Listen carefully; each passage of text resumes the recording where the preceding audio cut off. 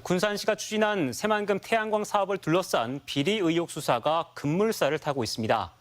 사건 관계자가 줄줄이 구속되고 공사 업체 대표가 실종되는 일까지 벌어지면서 파문이 적지 않습니다.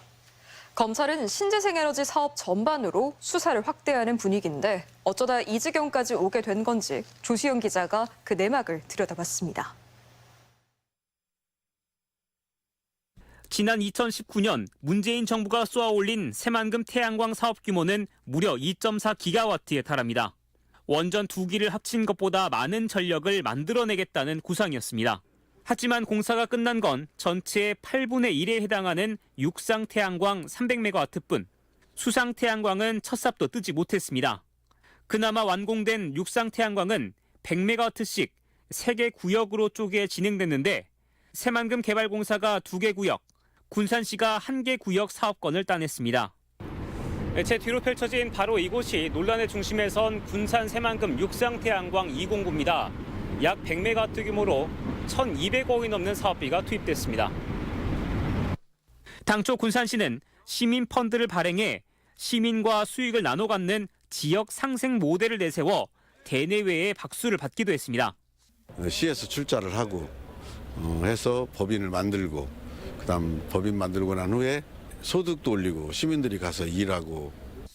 하지만 원래 목적과 달리 펀드 발행은 무산됐고 상업 운전에 들어간 지 1년여 만인 지난해 감사원 감사로 따가운 눈초리가 시작됩니다. 도마에 오른 건 1,000억대 사업의 업체 선정 과정. 지역을 거점으로 활동하는 업체 2곳을 시공업체로 선정하면서 특혜를 줬다는 게 감사원 판단입니다. 태양광 발전 설비 설계를 맡은 업체를 선정하면서 실은 설계 실적조차 없는 업체들을 선정해 법을 어겼다는 게 발단.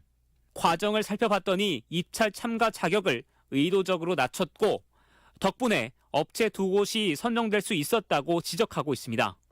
의도적으로 특혜를 준 정황은 이뿐만이 아닙니다. 당초 계약 체결을 위한 협상 과정에서 업체 2곳에게 부여된 협상 기간은 25일. 군산시는 그런데 정부 지침을 무시하고 무려 129일 동안 무기한 협상을 진행한 겁니다. 1,000억대 자금 조달에 필요한 연대 보증 요건조차 충족되지 않은 업체들이어서 금융기관과 마찰이 불가피했고 결국 대출 기관을 바꾸는 총극을 벌인 겁니다. 그러다 보니까 시간이 길어졌어요. 농협은 설득이 안 됐나 봐요. 그래서 그런 것 같습니다. 그러니까 농협이 이제 더 이상 안 됐다. 사업 자금을 빌려줄 전담 은행을 교체하는 특혜를 제공하는 과정에서 금리가 높아지면서 결국 시민에게 110억대 피해를 입혔다는 결론입니다.